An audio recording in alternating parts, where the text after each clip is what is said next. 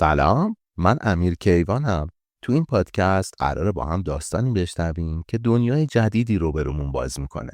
آماده اید؟ داستان سگ با وفا.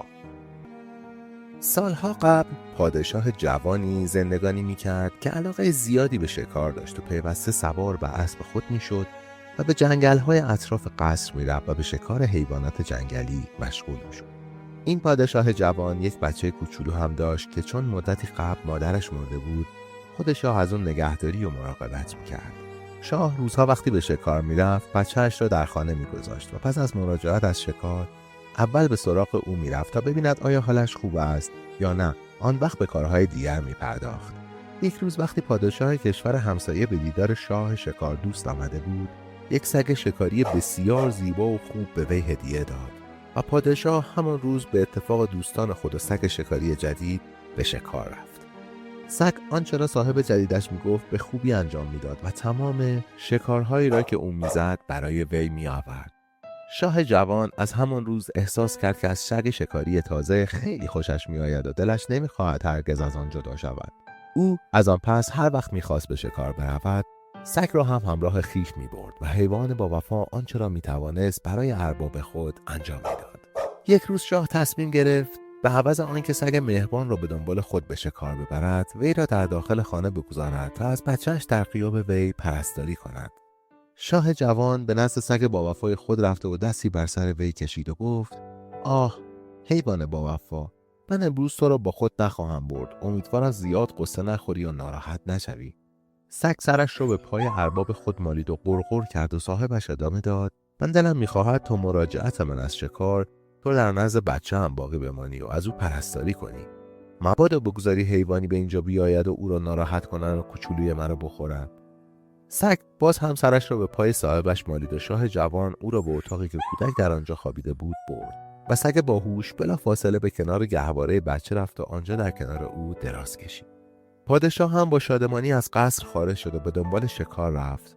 او تا هنگام غروب در جنگل به این طرف و آن طرف میرفت و به شکار حیوانات مشغول بود. سرانجام وقتی غروب نزدیک میشد، او تصمیم به مراجعت گرفت.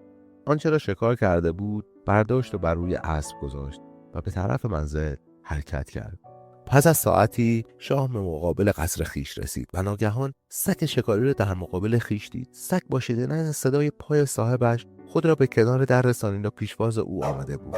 شاه با خوشحالی جلوتر رفت و گفت: آه حیوان با وفا، متشکرم که به استقبال من آمده ای. بگو ببینم آیا بچه هم حالش خوب است؟ اما هنوز این حرف کاملا از دهانش خارج نشده بود که سگ دهان خود را گشود و شاه جوان با منظره هولانگیز روبرو گردید. دهان سگ پر از خون بود و قطرات قرمز رنگ خون از دو طرف لب‌های حیوان با وفا بیرون می‌زد و بر روی زمین می‌ریخت. پادشاه به ناگاه وحشت کرد و فریاد زد: آه خدای من، برای چه دهان این سگ خونالود است؟ او به سرعت از اسب به زیر پرید و به طرف سگ رفت و با یک دست گلوی سگ را گرفت و فریاد زد: حیوان کثیف، بگو ببینم آیا بچه مرا خورده ای که دهانت پر از خون شده؟ ای نمک نشناس، عزیزترین چیزی را که من در دیدار تمام دنیا داشتم نابود کردی فقط برای اینکه شکم خود را سیر کنی؟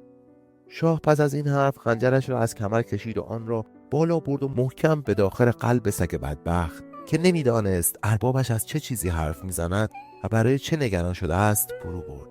خون گرم سگ به خارج تراوش کرد و حیوان بیچاره بر روی زمین افتاد و جان سپرد. شاه پس از نابود کردن سگ دستهایش را بر روی چشمان خود نهاد و شروع به گریستن کرد. او تصور می‌نمود بچه‌اش به دست سگ نابود شده و حیوان مزبور او را خورده است. او گریه کنان میگفت: آخر برای چه؟ برای چه او را خوردی تا ناچار بشوم تو را بکشم؟ تو سگ مهربان و خوبی بودی، پس چرا یه دفعه؟ آه خدای من، حالا چه کنم؟ چطور در این دنیای بزرگ بدون بچه هم زندگانی نمایم؟ مرد جوان پس از آنکه مدتی گریست با خود فکر کرد بهتر است به اتاقی که بچه‌اش در آنجا قرار دارد برود و جسد او را مشاهده کند. او از جایش برخاست و در حالی که زانوانش قدرت حرکت دادن بدن وی را نداشت، از راهروی قصر گذشت و خود را به اتاقی که بچه‌اش در آنجا بود رسانید.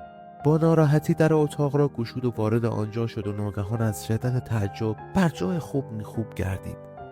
می‌دانید چه چیزی موجب حیرت مرد جوان شد؟ بله، بچه‌اش زنده بود و در داخل گهواره قرار داشت و مشغول خندیدن بود. شاه با تعجب نزدیکتر رفته و بچهش رو به بغل گرفت و تازه آن وقت بود که همه چیز را فهمید و پنداشت دهان سگ برای چه خون‌آلود بوده است. جسد خون‌آلود گرگ درنده‌ای در کنار گهواره بچه کوچولو قرار داشت و شاه دانست که سگ با وفا بر اثر جنگ با گرگ که قصد خوردن بچه او را داشته دهانش خونین شده است. حالا مرد جوان از کاری که کرده و تصمیمی که فکر نکرده انجام داده بود بسیار ناراحت و پشیمان بود. او با خود میگفت آخر برای چه من سگم را، آن حیوان با وفا را کشتم؟ آه خدای من، برای چه من انقدر زود تصمیم گیری کردم و فکر نکرده کاری را انجام دادم؟ ولی دیگر بیفایده بود، چون سگ مرده بود و هرگز زنده نمیشد. شاه نگاهی به بچه کوچولوی خود انداخت. بچه کوچک با دستان خود پیراهن پدرش را گرفته و بازی میکرد. او از هیچ چیز خبر نداشت و نمیدانست در قلب پدرش چه قوقایی برپاست و او چقدر از کاری که کرده پشیمونه. مرد جوان با خود فکر کرد حالا شکار کند. آیا خوب است به جایی که جسد سگ در آنجا بود بازگردد؟ شاید بتواند حیوان را از مرگ نجات بدهد و مانع مردن او بشود. بله، این فکر خوبی بود. مرد جوان از جایش برخاست و به سرعت خودش را به دم در قصر رساند. جسد سگ هنوز هم در روی زمین بود و خون تمام اطراف بدنش را فرا گرفته بود. پادشاه در کنار جسد سگ زانو زد و سر او را به بغل گرفت و نوازش کرد و در همان حال گفت آه دوست عزیز من، خواهش میکنم زنده شو. آخر چرا مردی؟ باور کن من دیوانه شده بودم که تو را کشتم و حالا از کاری که انجام دادم بسیار پشیمونم. اما دیگر سگ زنده نمیشد. او برای همیشه مرده و فدای شتاب و ظاهربینی ارباب خود شده بود. شاه جسد سگ را در بهترین نقطه قصرش خود کرد و از آن به بعد با خود عهد نمود هرگز کاری را نسنجیده انجام ندهد و تا از موضوعی کاملا اطمینان پیدا نکرده است دست به عملی نزند، زیرا حالا به خوبی سزای عجله کردن فکر نکرده کاری را انجام دادن خود را چشیده بود و دلش نمیخواست هرگز چنان عملی را تکرار کند.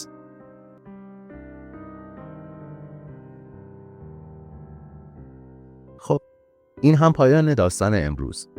شاید شما هم متوجه شدید که وقتی عجله می‌کنیم و بدون فکر تصمیم می‌گیریم ممکنه دچار اشتباه بشیم. همیشه بهتره قبل از اینکه کاری رو انجام بدیم کمی فکر کنیم و به عواقبش دقت کنیم. شما در زندگیتون موقعیت‌هایی داشتید که عجولانه تصمیم گرفتید؟ از الان چطور می‌خوایم با دقت بیشتری تصمیم گیری کنید؟ تا درودی دیگر، بدرود.